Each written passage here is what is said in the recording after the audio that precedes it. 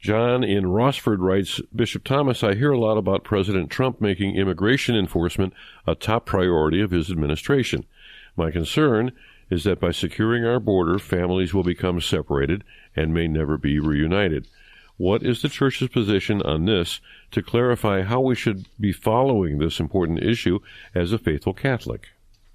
John, thank you so much. So I think the first principle, and you can go to the Catechism and find quotes on obviously human dignity and even on immigration. But one of the first principles, of course, is always the common good. And then the next principle is always the defense of human dignity.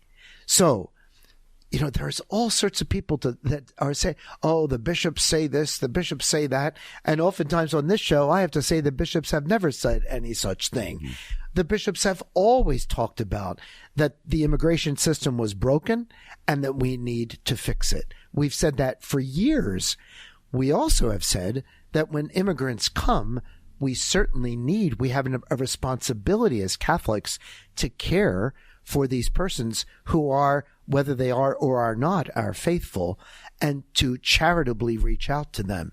That does not mean, as some people think, that the bishops and any Catholic recommends that we're harboring criminals. Absurd. Because just immigration has been called for by the bishops for years and years. Listen, this is, of course, again, go to the sources, go to the website. Here's the title of a recent release from Bishop Mark Seitz. Human dignity is not dependent on a person's citizenship or immigration status. It first talks about the ministries that are provided for people, for example, through Catholic Charities and the Church's other social services, Catholic health care. And here's what it says. We recognize for people through our parishes, shelters, hospitals, schools, and other institutions, human dignity is not dependent on a person's citizenship or immigration status. It's dependent on the fact that they're human. For the Church, charity is not a kind of welfare activity, but it's part of her nature. And then they write this.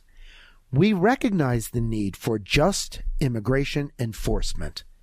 Listen to those words. Just immigration enforcement. And affirm the government's obligation to carry it out in a targeted, proportional, and humane way. However, non-emergency immigration enforcement in schools, places of worship, social service agencies, healthcare activities, or other sensitive settings where people receive essential services would be contrary to the common good.